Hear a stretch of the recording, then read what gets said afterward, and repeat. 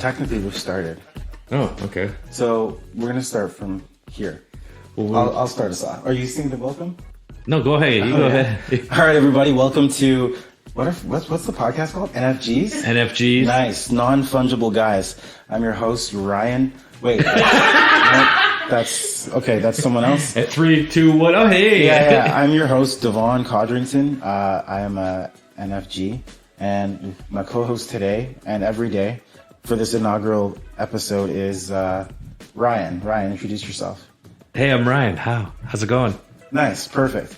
Okay. So this podcast, for anybody listening, is about everything that has to do with NFTs, which is non-fungible tokens, and crypto and artwork and everything in that space. We're doing this podcast because we are always in the chats. We're on Discord, and we're just like, it's crazy. It's a crazy time. This is the web. This is like the internet, you know. This is something crazy that's taken over the world, and it's just the internet boom. The internet boom, right? The .com bubble, but the new one. Really, who knows? Like, I mean, there'll probably be many of these, but it's pretty damn exciting because it'll probably change how we do a lot of what we do now.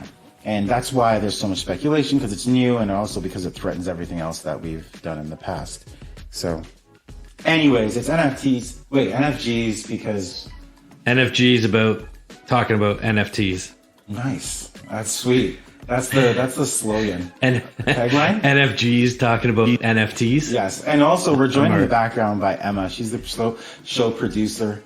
She's not on mic, but she's there taking show notes, and she does a bunch of stuff. If you hear giggling in the background, it's probably Ryan. But it could be. Can you keep it down, please? All right. So here's how the things are going to go. Ryan and I, we're always looking at NFT stuff, crypto stuff. It's crypto as well. Why don't we start off with explaining what an NFT is? Yeah, that's probably a good idea. We should probably start with that. By definition, it stands for non-fungible token. Okay. And the non-fungible means more or less that it's unique and can't be replaced by anything else. Nice. And Bitcoin is fungible. What? Yeah. Trade for one. Let's see what it says. Trade one for another Bitcoin, and you'll have exactly the same thing. A one-of-a-kind trading card, however, is non-fungible. So, non-fungible is. Let me get the actual definition that they give you. The Wikipedia version of it. Solid. Is a unit of data stored on a digital ledger called the blockchain that certifies a digital asset to be unique and therefore not interchangeable. NFTs can be used to represent items such as photos, videos, audio, and other types of digital files. Access to any copy of the original file, however, is not restricted to the buyer of the NFT, while copies of the digital items are available for anyone to obtain. So I guess that original, what they're talking about there is that original copy, that original file exists. Like if I'm making an NFT that's of artwork or whatnot, I've made the original file. It's in my graphic design file or whatever.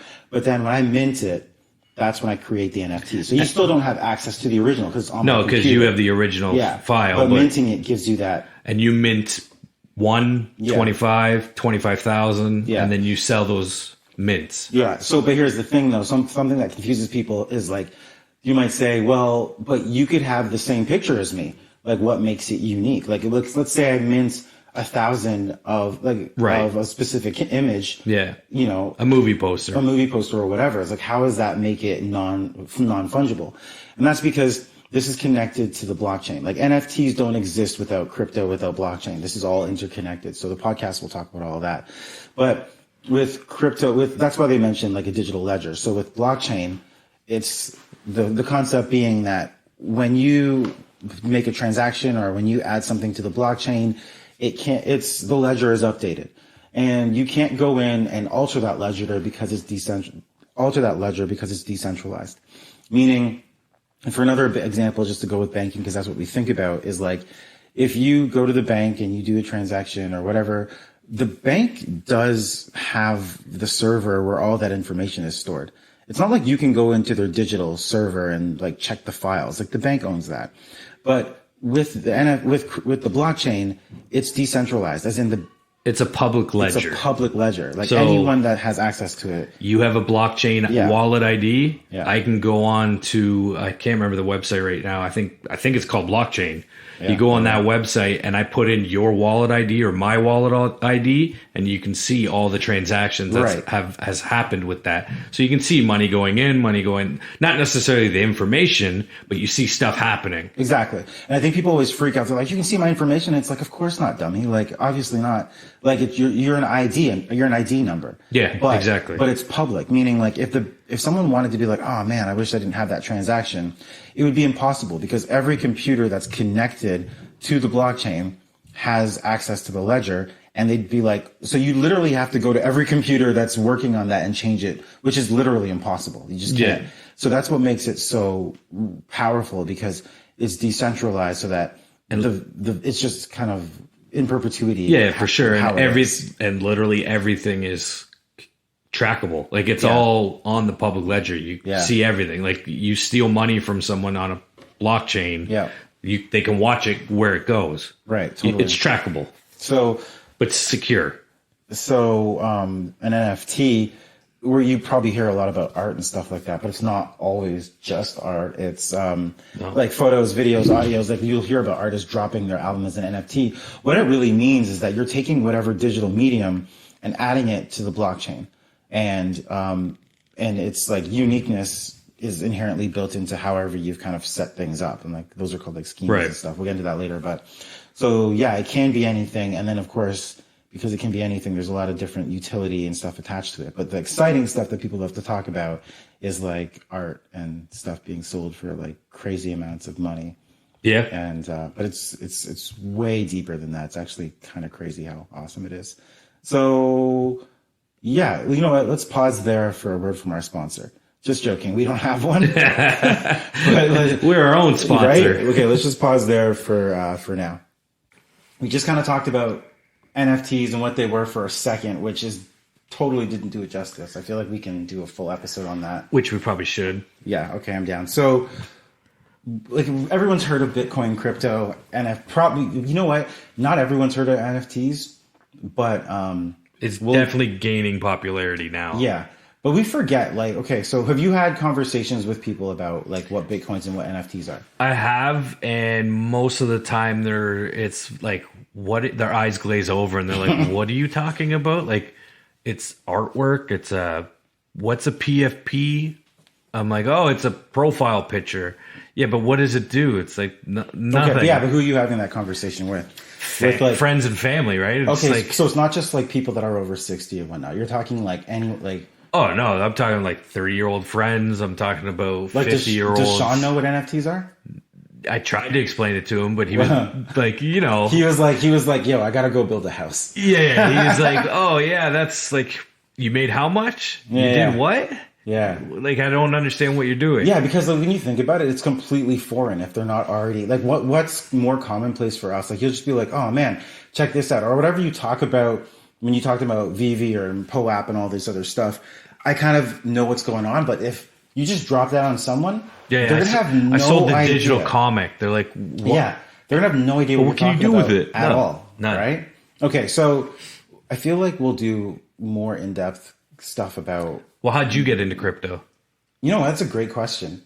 Okay, this is a great question. For me, let's do this. COVID sucks. You go ahead. Okay, yeah. Hate everything about COVID, but at the end of the day, it was great for crypto and it was great for NFTs because people are locked down and all they're doing is sitting on the computer. Are you telling me you didn't know about crypto or Bitcoin or NFTs until COVID?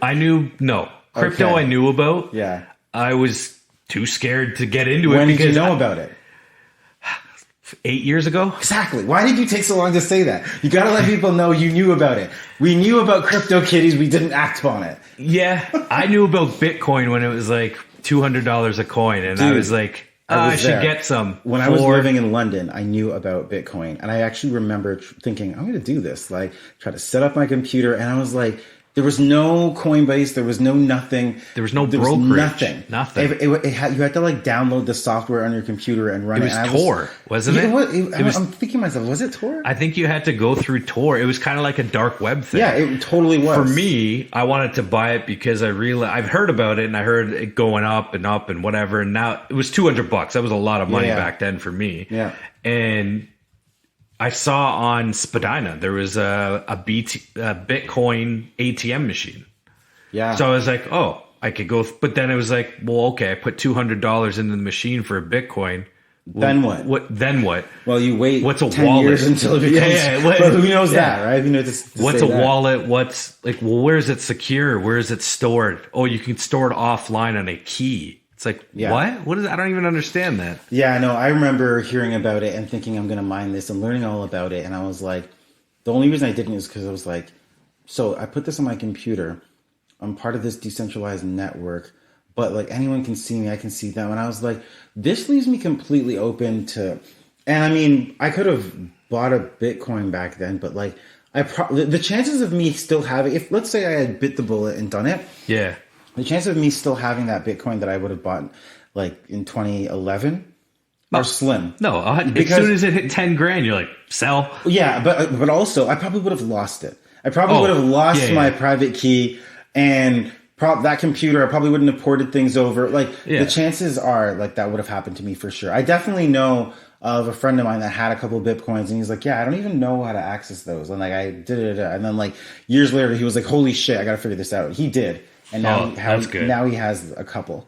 Which, what does a couple mean? Apparently a couple is two. So maybe he has a few. I don't know how many he has. But a couple is two. A few is three or more? Three or more? Okay. Well, anyways. So, but let's talk about crypto kitties for a second. I know of the name, and is it a PFP, like a profile? Okay, so crypto kitties is one of the first NFTs. Not the first NFT, but it's one of them. The guy gain popularity, like and this is way back. I remember hearing about it way back. This is this is the fat little profile. But here's the thing, I remember this. Here's the thing that was the utility of them, which was it was more of a game. It was gamified because you would get this NFT would be minted of the crypto kitty. Your kitty is a little get your own kitty with attributes and whatnot, right? Yep. And like someone else could mint one, and then of course you can combine them and breed to make another. That kitty, was the big utility. And that was the big utility. And then that baby becomes a new NFT that you can now sell or breed with someone else. Yeah. And it's just like you're printing money. Well, you're printing money because it took off. Within that ecosystem, you have inherent value through scarcity. Yes. But if no one buys it or no one knows it exists, you can only sell it to those that have it. But that's still, there was enough people that had it to make it a thing. But now that same model is what's being used for so many of these different NFT projects. So many. But now, of course, there's, it's about the art as well because these crypto kitties, they look cute and whatnot. But anyways, okay. So I feel like we wanted this podcast for us to be like to shoot the shit about just the cool stuff we see.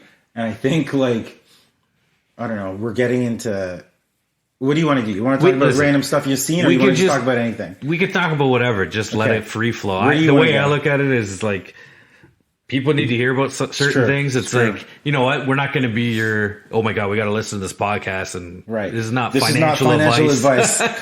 This isn't, this is just two dudes having fun with NFTs in the crypto world. And it's exciting stuff getting, beyond. It's kind of crazy how exciting it is. And it's like, it's taken off since, I would say, I mean, it's been around. Crypto's been around. Definitely. NFTs have been around, but for most people, 2021 is when all this was born for them. Which is for me, it was like I had heard about it and I never even really looked into it because I didn't know. It was confusing. I didn't know what the hell to do. It's very confusing. Even with crypto in Bitcoin. One reason it was confusing, I didn't know what the hell to do. I felt, I'll do this and be exposed, taken advantage of, whatever.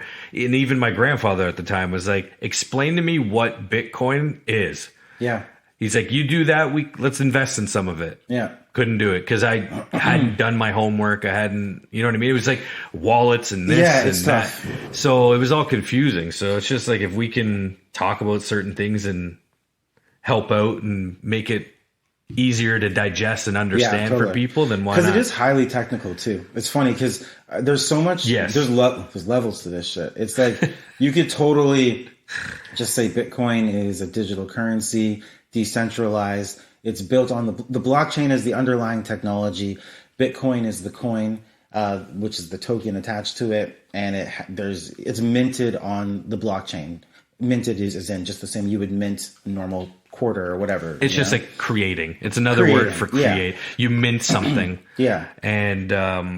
And it's added to that ledger. Yeah. And the ledger is... all the transactions based on that stuff is on the ledger. So that's why.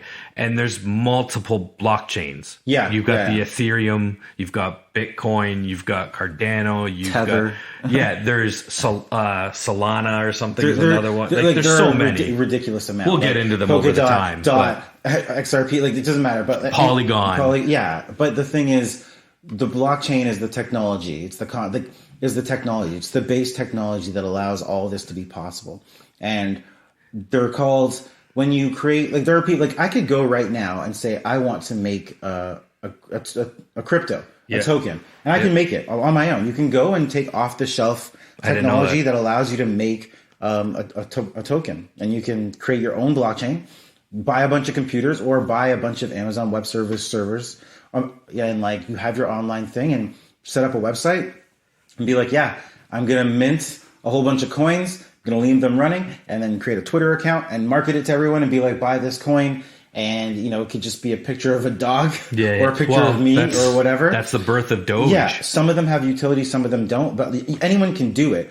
But what they're having is people that come together with a lot of technical expertise or like money or influence or whatever that are creating these projects for some sort of a use. Like, for example, Cardano, big one everyone's talking about, is a project. And Cardano is like, there's the blockchain, there's the coin, the token or whatever, ADA is the name of it, ADA. And like, that has a lot of utility in it. And it's built off of Ethereum. And Ethereum... So you're right. The guy that helped create Ethereum left and created Cardano. What's his name? Hoskins or something? I can't remember. Yeah, you're totally right. Good call. But the reason Cardano's probably going to gain in popularity is because with Ethereum, there's a thing called gas fees. So when you purchase a NFT off Ethereum blockchain, you got to pay a gas fee, which goes to the people mining or basically verifying the transactions on the blockchain. Yeah. So you pay these gas fees. That's one thing that I was actually thinking to myself about the gas fees. Like, I understand the concept of why there are the gas fees. It's like tipping the guys doing the... It's the congestion on the network, though, right? Yes, exactly. Because Ethereum is so... because it's like the main one that a lot of things are built on. Because it has the most utility currently. Now. Well, right. Yeah, that could change in as little as a couple of weeks. You know what I found out today? Yeah. Ethereum can only process 5 transactions a second. Really? It seems low, right? Cardano, with their new smart contracts and all that stuff, they're supposed to be able to process 257 transactions a second. And their fees are like 20 cents a transaction, as opposed to Ethereum, where it's like a $10 item costs you 115. Yeah, you saw that today, right? Yep.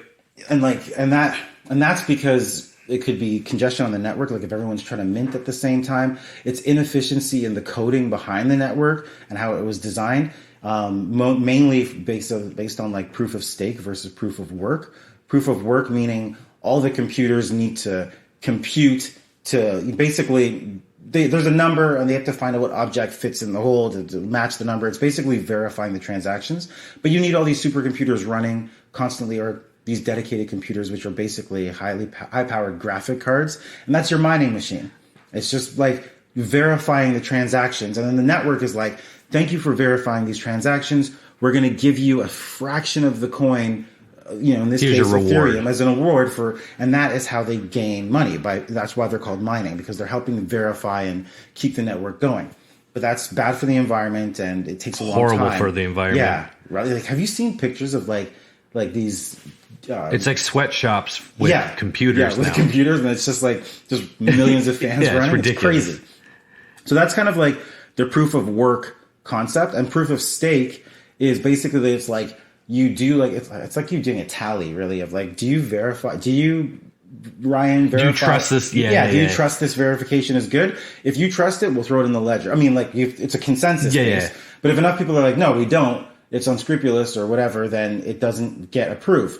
So and the reason that it's proof of stake is because if you have a stake in this, if you are verifying bad transactions that are, you know, from bad actors or that weren't really, you know, done well or whatnot, then you're devaluing the network because you have money in Cardano or whatever. And if you're verifying all this bad shit and like, you know, maybe no money is actually being moved around or no utility or whatever the smart contract you're trying to verify is, if you over time do that enough, you're actually hurting yourself. Oh, it's like a system fail. Yeah. Like everyone's just like, all right, we're not using this no more. Yeah, it'd be like you're literally like breaking down the house that you live in. Yeah. So proof of stake now doesn't require you to have to be running these computers. Yeah, and that's what's green. Like, green energy. Exactly. Like, so that's why gas fees are so much lower. Anyways, what are we talking about now? What were we talking about before? Well, NFTs. I mean, for me personally, I really started getting into it with... I guess the OG or whatever you want to call them of sports NFTs is NBA Top Shot. Oh, right. Yeah. That was for me. So I heard about it back in maybe February or March. And It's been a downhill. Really? Deep dive. Everyone's like, yeah, it's been so great. You're like, no, it's been a deep dive that like it's just steamrolled into Top Shot, into this, into that, and you know what? It's an amazing community with everybody and all the different projects going on and all that. Right. But yeah, I mean, I'm up to like, I don't know, 80 moments on Top Shot that I've collected. Some people. So the problem with a lot of 80 is a lot. I mean, I've sold moments within that 80, like to bankroll buying more moments or packs or anything like that. So if you don't know what NBA Top Shot is it's a NFT that they take sports highlights from NBA games and create moments. And it's just basically like sports clips highlights. And that's what everyone's like, that doesn't make sense. I can watch Sports Center or YouTube and watch these highlights too. Like it's stupid to purchase this stuff. But, for me, I don't know. I enjoyed it. I still collect. I'm not heavy into it now, but, I mean, to me, it's fun. So it's good though. And then I realized as it got really popular, because it was around like 2020. But of course, I feel like it launched late 2020, like October 2020, yeah. And then so it came across. I don't even know how. I couldn't even tell you how I found it, but it came across me in like March, April, and then it just blew. Like I found out about it, and then a week later, it was like it blew up because that LeBron moment sold for like $203,000. What I like about it is I just love how slick the interface is. Like it's like. You look at this app, like it is the future of trading cards. Like this is like gone are the days of having like a little card in your hand. Like this is all digital now, and that makes more sense. It just I'm fine with that. Everyone has phones. We're gonna have phones forever. It doesn't matter if your digital stuff can live in your phone. That's fine. I can transfer it to my iPad if I want. And we'll get into this after, but we can augment reality and paste it in our real world if we want to. AR, VR, whatever. But like the Top Shot website is so slick. And you forget you're even like working on a blockchain and these are all minted. You don't even think about it. It's like, I'm buying a pack. A pack drop is happening. Oh, okay, $9 for a pack and you get 3 moments. Yeah. And then it's like, oh, look, I got a low serial number. Oh, shoot, I got a LeBron. Yeah. Oh, like, you know what I mean? And the thing is, like, LeBron, like King James, right? So it's like, there's value there because of who that person is. And there's no way you're going to be like, well, now what do I do? If you want to get rid of it, you sell it, just list it a little bit more. There's a little bit of transaction fees, and you've made your money back or whatever. Everybody makes money. It does that, which is crazy because if like you have this thing where you're pouring your money into it, NBA Top Shot's getting money, the developer's getting money, but still, like because of the community that it's based on, which is sports. Sports are forever. Like sports are like there is intrinsic great value, even though you could go on YouTube and watch that same thing on YouTube, but still, you don't have this licensed serial number moment created in the community. Listen, there's people with that. Well, I mean, it exists, but people are creating digital frames. And so it's like sweet. I did not know I can that. link it with Wi-Fi to my Top Shot. Are you serious? So that That's you a throw it great up on the idea. wall and it just cycles through your moments. Okay, So wait. it's like Have it's you digital seen art. that? I mean, you need to look that up. I have where did you seen find it. that? The Best Buy sells the Yeah, frame. so you're talking about those existing digital frames that we've already seen. Yeah, we've talked. I don't mean, know like, if you know, the digital frames have been around forever. Yes, but so it's not like it's a bigger version of like the digital frame. Yeah, there's like the 8-inch or the 6-inch. This one's like I want to say whatever a movie poster size would be, or maybe a little bit less size of a screen. Yeah, I want to say it was like 1,500 Canadian on the Best Buy site. Wow. But Dude. this person hooked up their, I think it was a lady hooked up her Top Shot moments, her favorite ones, and put it up on the wall, and it was digital artwork that just cycled through her Top Shot moments. I just looked up this thing called token frame, and it's literally like a frame on your wall. And of course, there are different sizes or whatnot, but it looks like, it would be just a Wi-Fi connected thing that you link. Like it probably has like an address or something, and you would just... It's probably its own wallet. Yeah, you probably connects to your Meta wallet or something. Yeah, your MetaMask wallet or your Top Shot. You log in on the site. Okay, yeah, they have the Token Frame app. And so there you go. Yeah, look at us. Look at us. It's a web wallet connection, and you just load up your shit in there, and it cycles through your... This is actually so dope because it brings the digital art space to like your actual home. Any NFT, right? Anything. I guess I'd have to look it up, but I don't understand. Like, if I buy an NFT on Cardano, can I still hook it up? Like, if I have a Bored Ape or whatever from off the Ethereum network, I guess NFTs are NFTs. All the wallets are kind of. I don't know if they're compatible actually. Well, no, that's why you need Polygon and Dot, which are these other blockchains that connect. The chain link. The chain link. Yeah. They link it so that they can almost talk to each other, so that interoperability between different projects. Which that's a whole nother thing. But to circle back over to Top Shot for a moment, I found out there's this website called Moment Ranks. Okay. I'm sure there's other ones too, but this one that popped up and it was like, play now during just before the playoffs started in basketball. And I was like, well, what the hell does it mean, play now? It's like, use your moments to play. So I was like, all right, I'll sign up for it. And then I linked my Top Shot account to this site. And you know what this thing does?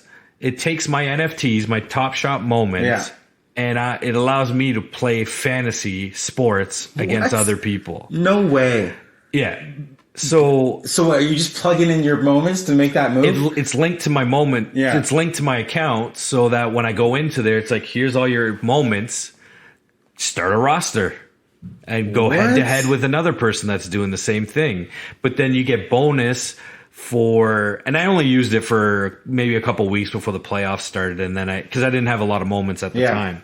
But then I realized, you know what? I'm going to start buying up these $3, $2 moments of like, the Greek Freak and LeBron or what? Like, I mean, LeBron's always a premium price on there, but like other guys like Kawhi, Lowry, like these guys, I was buying up their $3 moments because not only can I use those moments in a fantasy setting, the type of moment matters. Right. That's what I want to know. Like, if you get one of Harden and he's just like, it's a Harden moment with an assist. Yeah. Well, he gets. I think it was like a rolling average of 5 games or something. If he goes above his average for those 5 games of assists, then you get bonus points added to the total score for his fantasy game that day. That is so good. So it's like, not only does that matter, but it's like there's assists, there's a dunk, there's a 3-point shot, there's a steal. So like you can almost craft like a super team. Of course. Like, I got to get this guy steals 5 a game. I'm going to throw him in. Digital Space Jam of a team, right? Exactly. Like, so let me ask you this, because there's always this aspect or element within like the crypto NFT space right now. Is there a way to earn money or tokens or points or something through daily rank? Yes, there's daily challenges on that site where it was like the top 3, so top 1 gets this moment. So it's like they just kind of kept it within the same here. Actually, I think they did run one challenge. It was I want to say for the first round or second round of the playoffs, top point getters and that. I think I want to say top 5 or something or top 1. Anyways, people can look it up. Yeah. But they gave away tickets to a game 5 of the playoffs. Okay, that is ingenious. Here's why. So if you're Moment Ranks and you're doing this so people can play games and do whatever, you'd think that. So what is it for Moment Ranks to give away tickets, even if they're amazing? If tickets, they're affiliated with NBA, yeah, it's nothing. That's 2 tickets. Free. Here you go. Yeah, here you go. But like, if they had to make a Moment Rank token, like M Ranks or whatever they would call it, or MR, they could still do that. It wouldn't even cost that money. They make a side chain off something, and like, then they have their own blockchain or their own token or whatever. Yeah, man. But instead, they're just like, no, we'll just let people play based on NBA Top Shot and give them tickets, which is basically nothing, but you're still incentivized because you get the experience. So like, they're like, so how does Moment Ranks make money?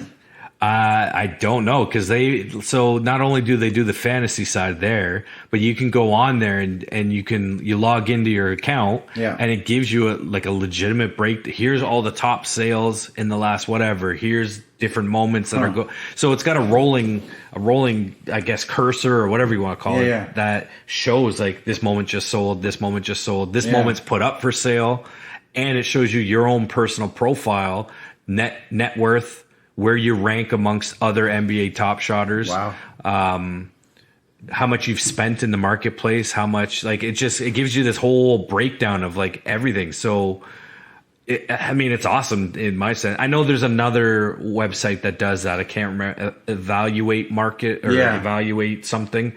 And they kind of do the similar thing, but I just like Moment Ranks because they added the whole fantasy aspect of it. Yeah, that's crazy. And it's like you could go head to head just with your buddies privately. When's the last time you were on the site? Moment Ranks? Yeah. I kind of just briefly went on it like maybe last week. Bored Apes is on it now. Oh, they are on it. Yeah, and there you go. So you can track all the Bored Apes stuff. So it seems to be just be NBA Top Shots and Bored Apes. Yeah, to be honest, that's the first place I ever heard of Bored Apes. And I was like, oh, really? I thought it was stupid because it was like, Bored Apes Yacht Club. I'm like, what? I didn't even click on the blog that they posted. I was like, what is this? What they've tried. Okay. So wow, deep dive. That was that's cool. That was awesome. I mean, it's awesome. And like even Top Shot, they've now created showcases, so you can take your moments and create your favorite moments and create a showcase. I've seen that, But now they've incorporated challenges where it's like, you do these challenges or you do these showcase challenges, and we'll give you the top 10 that is picked out of all the ones created. They did a suite for the playoffs as well. I think it was the finals. I think game 5 or game 3 or something of the finals, they did a suite. And now they're starting to actually in-game promote Top Shot at NBA games. This is like... And this week, sorry to cut you off, go ahead. And this week they just dropped the WNBA first ever pack. So now they've incorporated the Summer League in Vegas this year. This is crazy. They set up a booth at the game where they minted moments from the Summer League. Yeah. Over 3 days. Right there? I don't know if they did it then, but they were selling those moments from the Summer League. It was over a weekend in the summer, like July or something. But they had a booth set up where this is the only place you're going to get those moments is at this booth over this Friday, Saturday, Sunday. That's amazing. And then if you're in person, you're in Vegas that weekend, you go, sell me a couple moments or packs or however they did it. I wasn't there. But then now you put it on the secondary market. NBA makes their cut from the fees. Yep. Top Shot takes their fees, and you make your money. That is a multiplier of revenue generation. And also, you're in Vegas.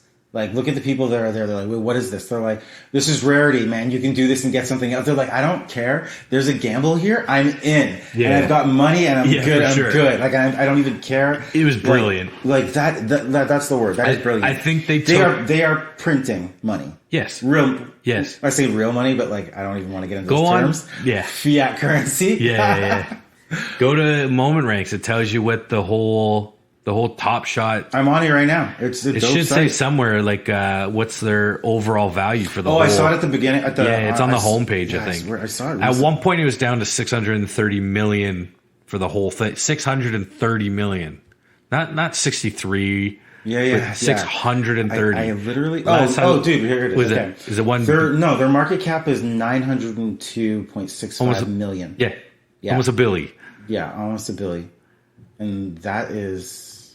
I think it's smart. They introduced, I mean, WNBA, not many fans go, not many fans watch. I don't But know, you know right? what? They created. Hey, I'm not hating on it. I'm just saying, They've had their issues in the past. Of course. Things have definitely been picking up. You know what's Listen, good? it's on sports channels for highlights now. Yeah, they're making massive improvements for women's sports in general. Yeah, no doubt. That's a whole nother topic. And we are both for that. We love that. Yeah, go women. He's serious. But at the end of the day, they've introduced the WNBA. Yeah, and it's true. They tried, I think what it was just like a marketing thing where, hey, we've got the summer league. Yeah. No one really cares about it, but perfect opportunity to set up a booth and let's sell some shit. Yeah.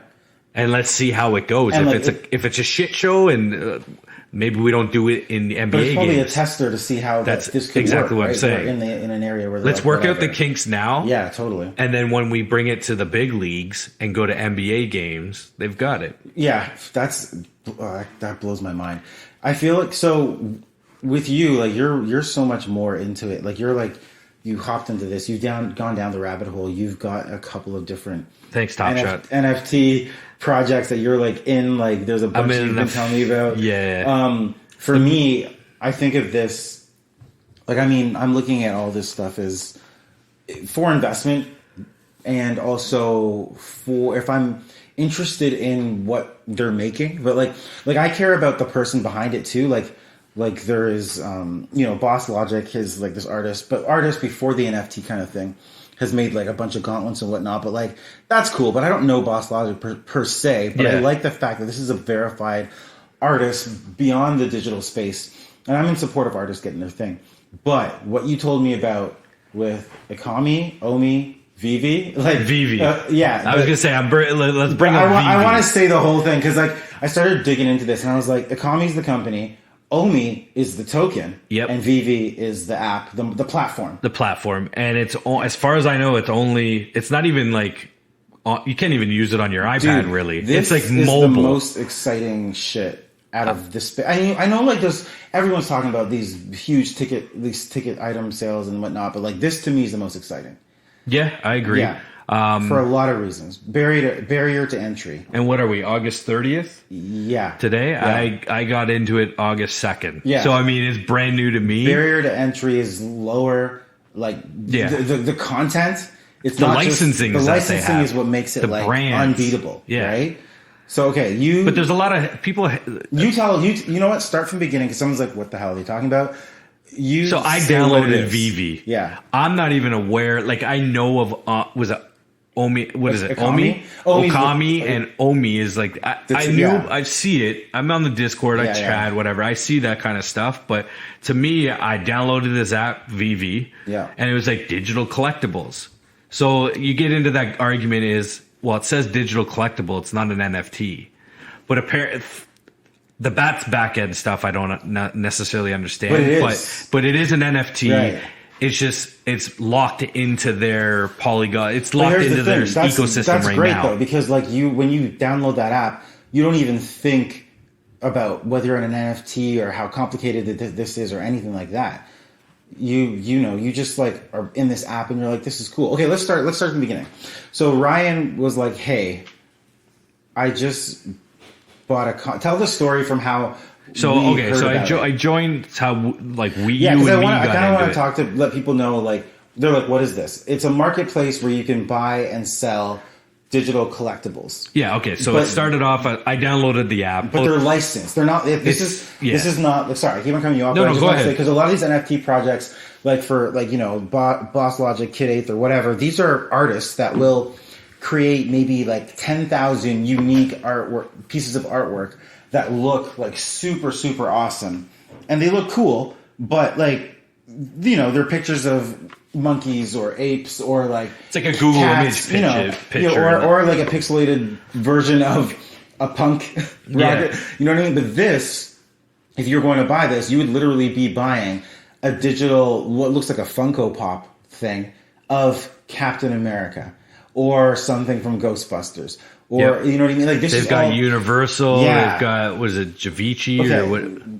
Who are they licensed to? Let's maybe go through some of the licenses because that will kind of bring the context. Okay, no matter your fandom, Veve has you covered. So it's like the pop culture, gaming, sports, film, TV, like you've seen anime. Batman, anime. They've got Adventure Marvel, Time, DC, Adventure Time, Joker, everything from Ghostbusters, DC. anything Universal. And Universal, so like we haven't even seen because it's so new. Like they'll probably have Jurassic Park stuff, like everything from every movie. I'm sure they're working on a bunch of stuff. You know what I mean? So it's like when you're looking at NFTs right now, you're buying this obscure, this abstract, or this really colorful art or whatnot, and based on the mint, how many are minted, or there's rarity built into how many are created, and the value of them goes up by the community that wants to buy them.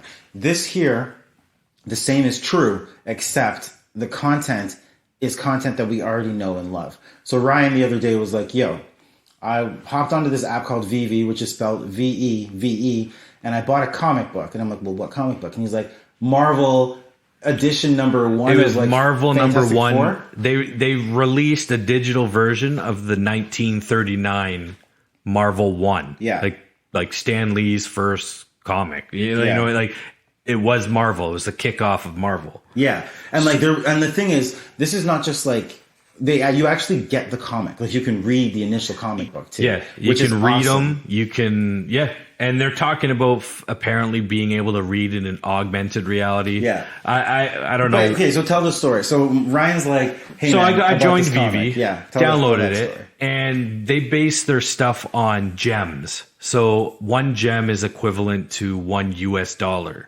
So, and what's special about this app is you literally, if you have an iPhone, you're buying the gems as if it's an in-app purchase.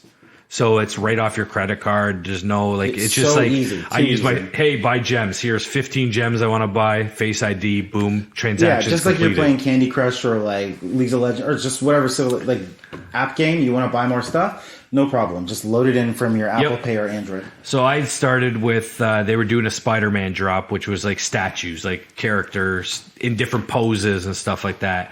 And most of Veve stuff has levels. So it's common to secret rare or ultra rare. And so I found out they were doing digital. August has been Marvel month. Yeah. So they, I guess, got the brand licensing. And it's not like it's just like, hey, Veve, go do a comic. It's like, Marvel is involved in it. Yeah. Like Marvel has to say, we don't like that. Like the colorization, we don't like that. Everything, like, they've got, I've got to assume they've got some say. I mean, I don't know everything, but so they said, hey, we're going to here's a drop coming up. So I did the Spider-Man. They did Marvel or Marvel Mighties. Yeah.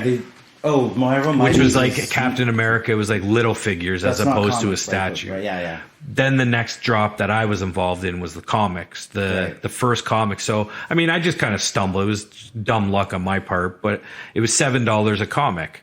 So I was like, all right, drops on a Monday. I was like, I'll drop 15 gems. I'll buy 2 it was set up as a blind box. Yeah. Other drops from what I hear, you're trying to purchase the version of the variant, or if you want the secret rare statue or figure, you've got to go for that figure and have the fastest internet connection or fastest fingers, whatever. Yeah. This one was a blind box format. So you buy however many you want in the allotted time before they're sold out. Yeah. And they mint.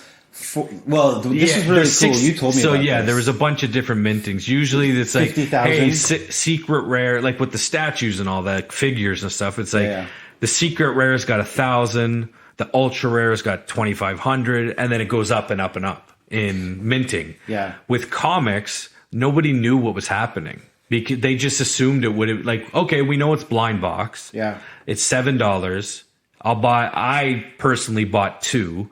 And then it comes down to, okay, everyone's buying them. Like, what's going on? They're not, it says pending delivery. Did I get one? Did I not? So you kind of waited. What we found out at that time was that it was a little bit of difference in the drops, because with the comics, they did blind box and then you didn't know what variant you were getting.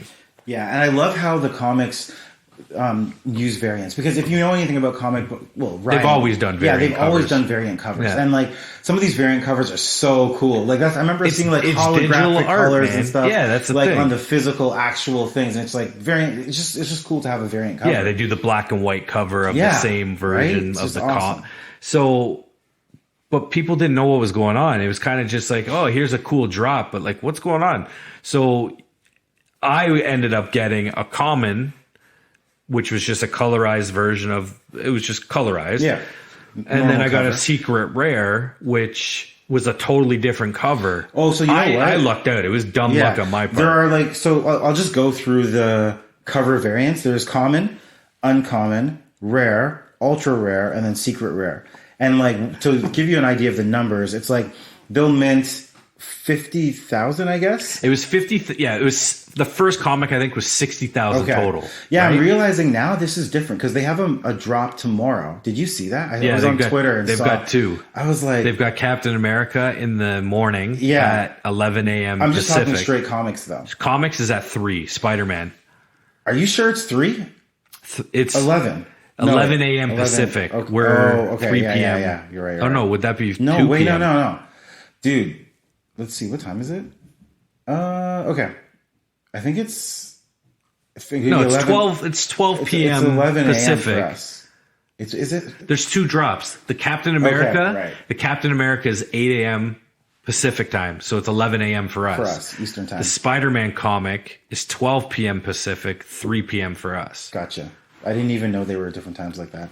Okay, so that's another thing. So anyway, so they Yeah, go so ahead. what they normally do is they tell you the mints of each variant. Well, this time around they did that. They told you what mints of everything. So Secret Rare had like 500 or 600 ever. 600. But they held back for Veve and Marvel the first 500 mints. Why do you think they do that? Promo. Yeah, I feel like they want to give them away to like people. You know what I mean? what? Like they just want. In reality, it's like they're printing money. It's almost like here's a bonus. Here's 5 like. You know what I mean? Like they can use it as incentives. Well, yeah. Like if you were Marvel and you know that you're only going to make 60,000 versions of this comic book and digital thing, you do keep some for yourself that you can give to like Kevin Feige and stuff like that, right? Yeah. And the directors and stuff. Yeah. But that's the thing. So they normally you have that mint number, but what they didn't tell anyone this time, or no one really realized, was that it went from 1 to 60,000. Yeah. So, but they didn't. It wasn't like Secret Rare was 500 to 555 or something. You know what I mean? Like, they just started at 1 and went to 60 and minted.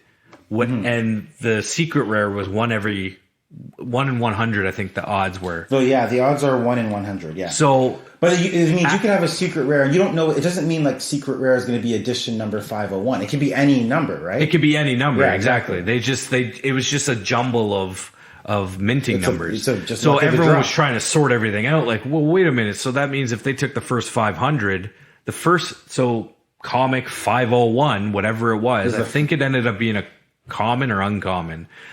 That was the first mint available to the public. Yeah, nice. So that was a premium.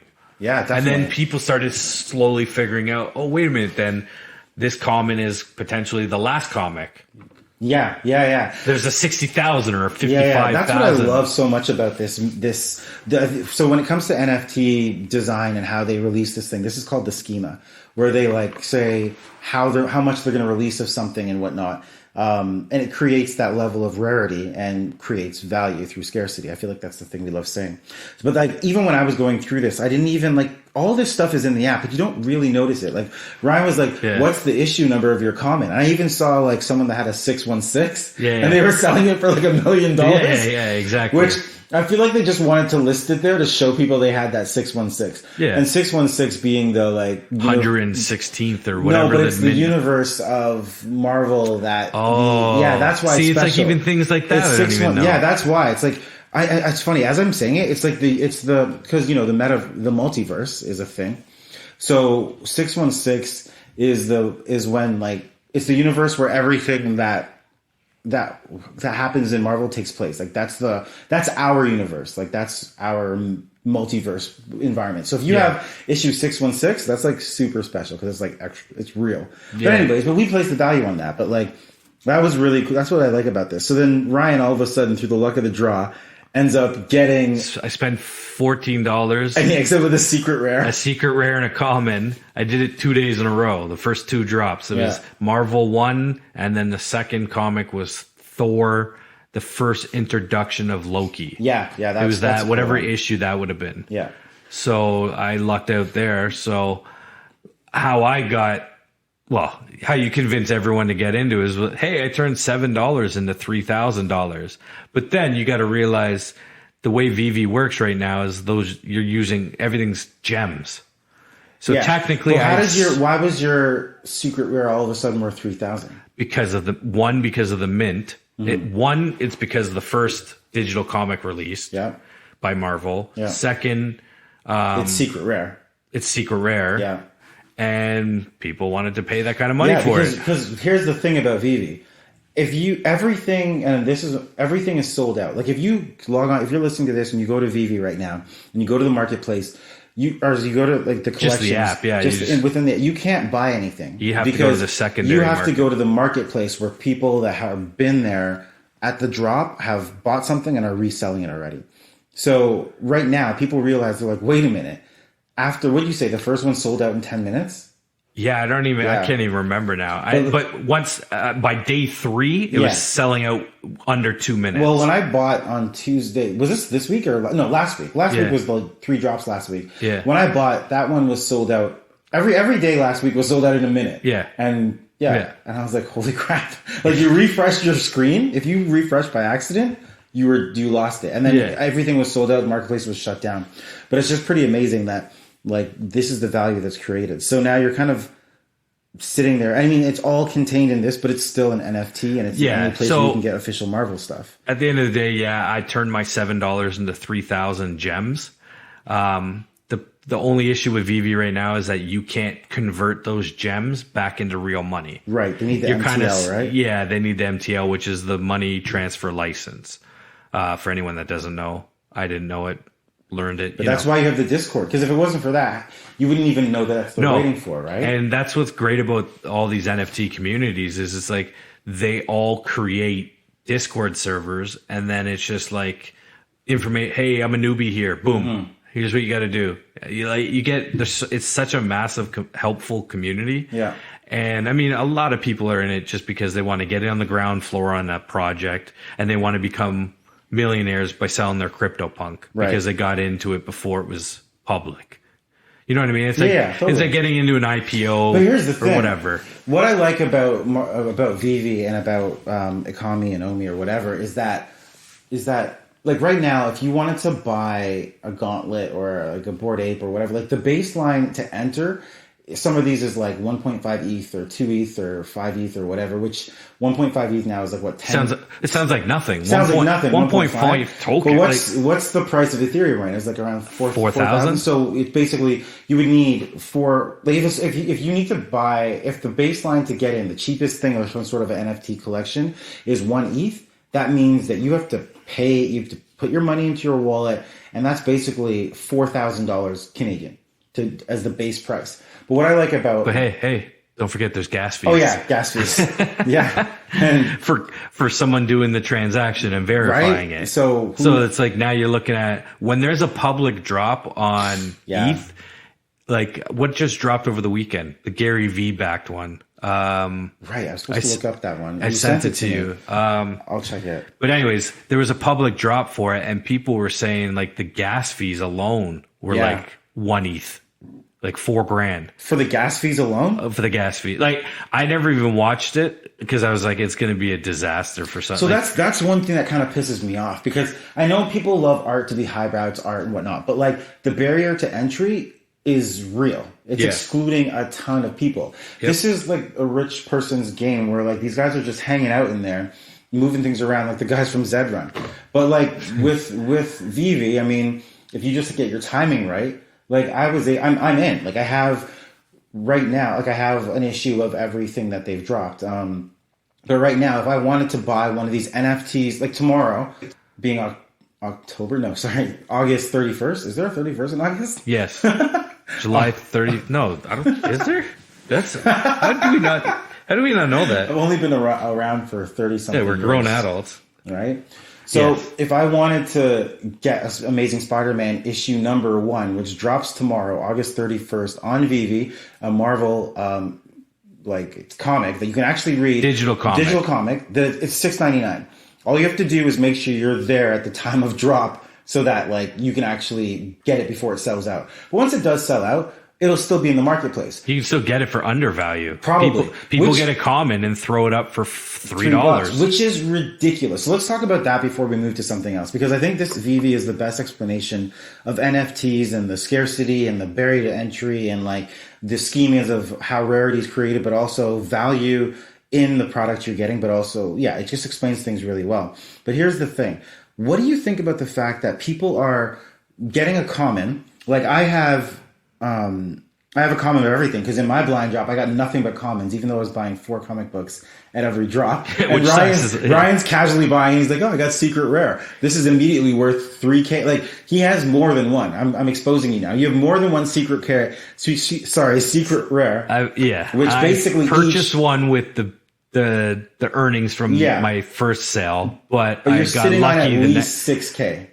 Well, you sold the first one, right? I sold the first one, so I've got 2 more secret rares I'm sitting on, and I've got multiple of ultra rares and rares, and it's stuff that I've either got lucky and got on the rest of the blind box, like the rest of the drops, or I bought with like what I got. I bought some. You've kind of like basically I bankrolled it based on your luck, and how now you've kind of created this investment setup that you can play with this. Yes. But here's the thing. Do you think that a year from now, your common of whatever it is, the Fantastic Marvel Four, one, Fantastic Four number 1, that one I really like that one actually. This comic was cool. It's like that common of Fantastic Four, of which there were only.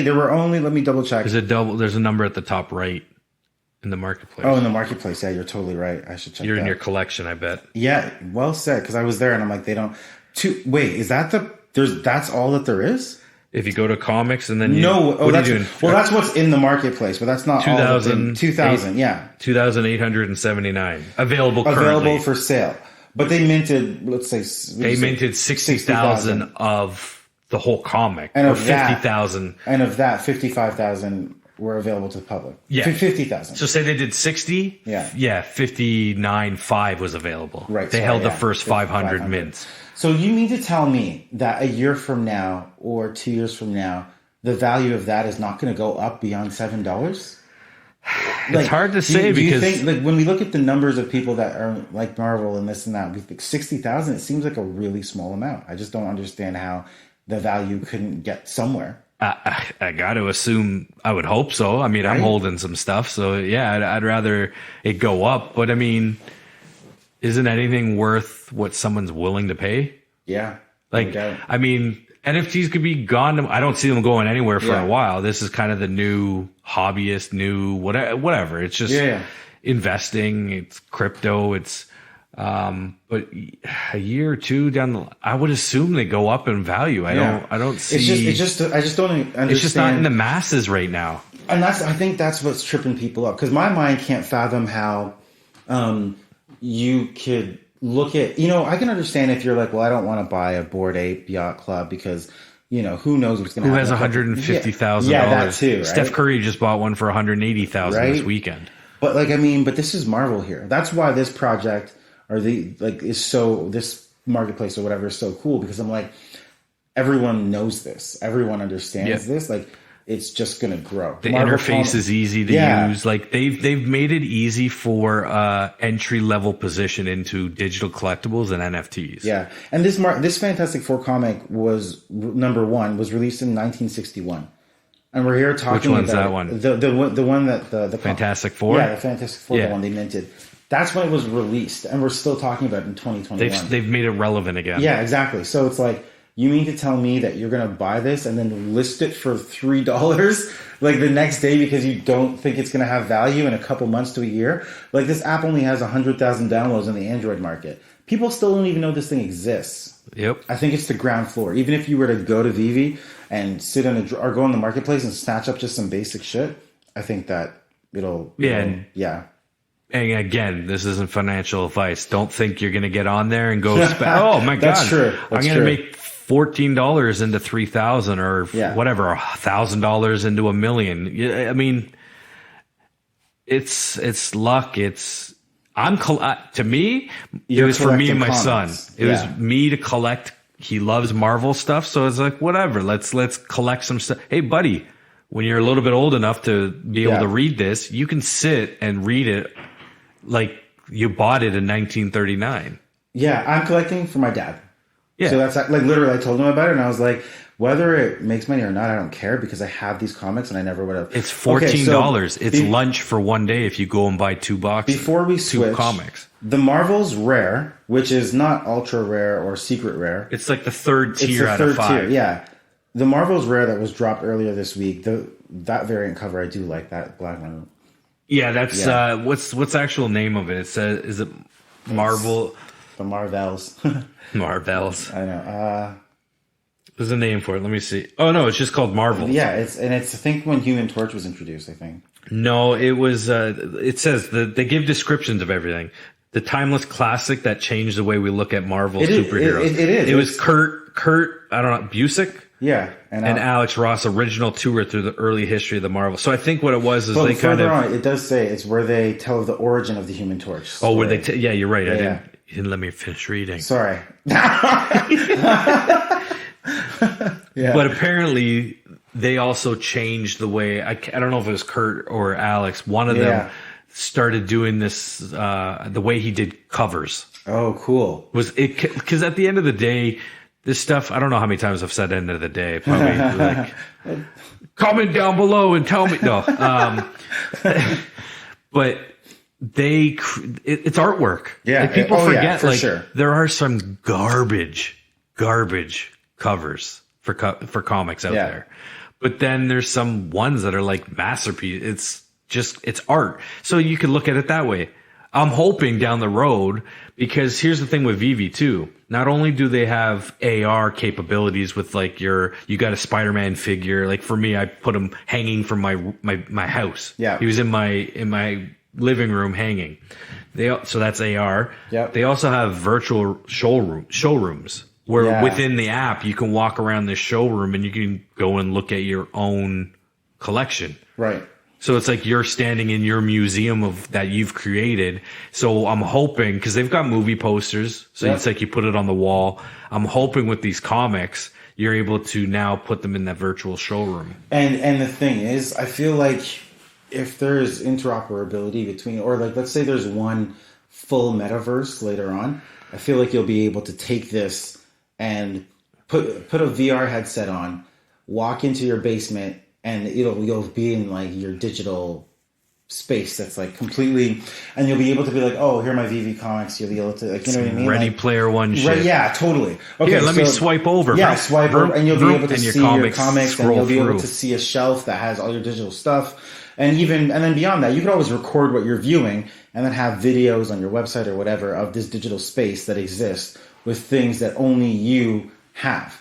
And even if someone has the same like AR pose of Batman or whatnot, there's only like 500 people in the world that have that. And also you could orient yours differently, and you can also put yours in your space, which makes it unique and special. Okay.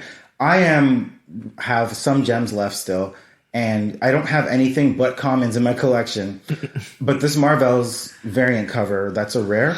It's only like $25, and this number is 19,000. Still pretty high. It's a high mint number. But it's not bad. It's not bad.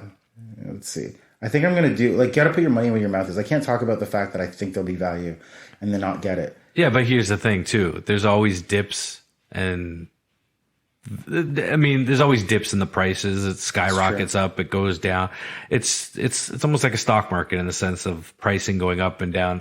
And usually right after a drop, you can get some cheap deals because people don't know what they're dealing with. That's so true. It's like, oh, they posted an uncommon thinking it was a common for $3. Right. And then you turn around but here's the thing, you could still buy a common for $2.50, sell it for $4. Yeah. You're still $1.50 is $1.50.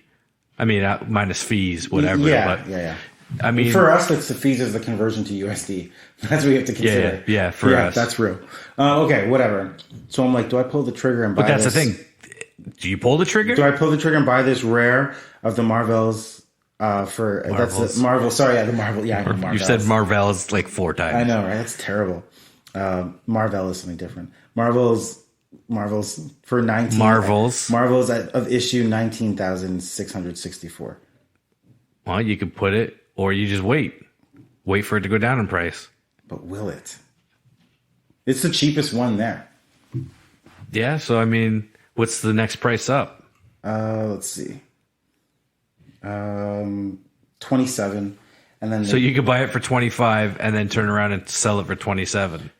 I could do that, but I would wait a little bit because I really think that as more people figure out this exists, like what I'm thinking of is the fact that it's August and around Christmas, people will be like, "Wait, what's this?" And then I think Marvel month was a kind of a unicorn for them because it was like a drop or 2 drops every week. Yeah. But I just think there'll be more awareness of the platform as people start. Yeah, definitely. You get the Marvel fan club, and I'm hoping that bumps the baselines of everything. I think it has. Yeah, I mean, it got me in. Yeah, I saw Spider-Man, and my son's obsessed with Spider-Man. So yeah, I just bought it. Oh, there you go! Congratulations. Done deal. Purchase successful. Verified.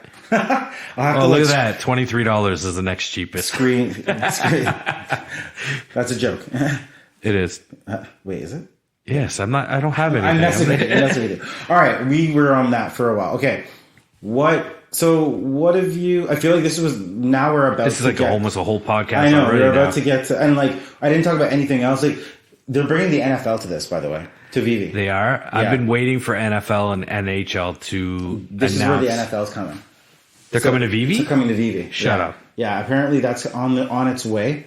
Oh, that's huge. Here's another thing that we'll talk about to get back into, and I swear we'll move off this in a second. So Ecomi, remember we were thinking about them getting their MTL and then going to move to like how can we sell this for and convert it back to real money or to USD or Canadian or whatever.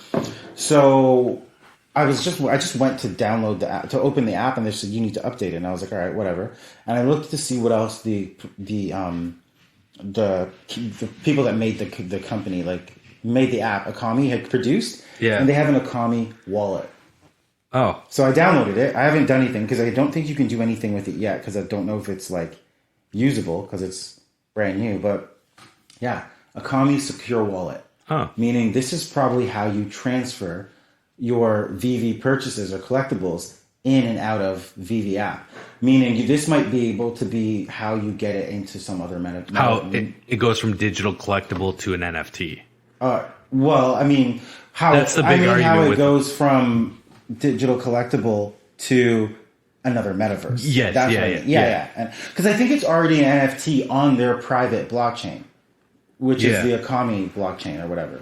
Omi Omi is the coin. Token. Is the coin. The token. So here's the thing, though. Someone was saying that, Omi is a coin. Like, it exists, or a token or whatever. And there's a difference. I actually don't know the difference between token and coin. I have to look that up. But that exists on its own. Yes. It's just not listed everywhere yet. Like no, it's on certain different, I think it's on Uniswap or whatever. Yeah. But it means, like, if you buy Omi now, and Veve does take off, I feel like Omi is going to shoot up in price. Especially if it's the only thing that can have licensed stuff attached to it. From what I've read in the chats and stuff, it hasn't really taken off. Well, it's because it's still too early. I think a lot of people don't know enough about it. But there's again, I don't know the back end of all this stuff, but it's like I keep seeing stuff with they had a drop today. How many Omi did they burn? Because there's a whole thing with burning tokens and burning I guess there's some kind of translation to digital collectibles and whatever they're selling on the app to something to do with the Omi and tokens. Right. So I mean, something we have to delve into, but that's the thing, though, right? Yeah. Everything is everything, and everything is something, and could be something, and who knows? We're coming at it from just like consumer sides, having fun and talking about this stuff. It's not like I know nothing about computer programming and any of that stuff. So it's anyways, who knows? So okay, it's crazy. Yeah. All right. So I think is there like, we're getting up to some time now. Is there anything else you want to talk about in the week in crypto that was really exciting to you? I mean, there's so many things. Yeah. It's like, this is episode 1. yeah, episode 1. Yeah, that's it. I mean, that's it, done. What can you do? So, yeah. Hopefully we gain some listeners and we're not just talking to each other. Yeah, I know, right? You know what? My dad's going to listen. Your daughter will listen. Yeah, she's our producer. She has to listen. Yeah, that's true. She's upstairs. So, yeah, my goal is 5 people. At the end of this? I don't know. I don't know. Like I said, the goal is to do it. Like I just care that we do it. This is just 2 of us having fun, chatting about stuff, I'm good learning. with that. I'm good with that. Whatever. Wherever you're listening to this from, if I'm standing right next to you, forcing you to listen to this, thank you. All right, that's it for NFGs. Yeah. Episode 1. Episode 1. When does this come out? When will we be releasing them? No idea. No idea. No idea. This might never see the light of day. Right? And that's okay with me. All right, we'll burn it like an Omi token. Yeah, we're going to burn half of it. Midway through, it'll just stop, and it'll be like, that's the scarcity, the rarity. Yeah. Anyways. All right, man. Thanks for coming out. No problem. Thanks for having me at my own house. That's awesome. Thank you for the listeners. Yeah. NFGs, we out. All right, sweet.